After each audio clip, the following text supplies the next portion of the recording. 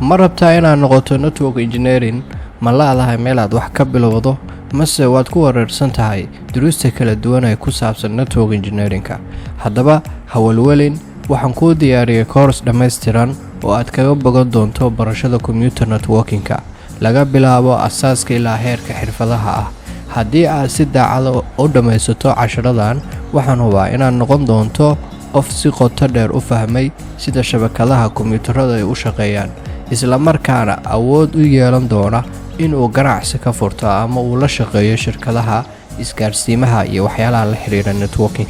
waxaan ku barayaa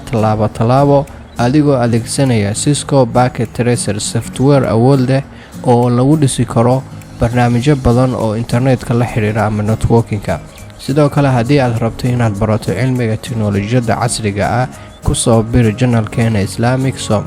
goob lagu barto tiknoolajiyada iyo horumarka digitalka ee maanta adduunka ku socdo soo dhawow tani waa bilowgaagii safarkaaga cusub ee networka. Assalamu alaykum.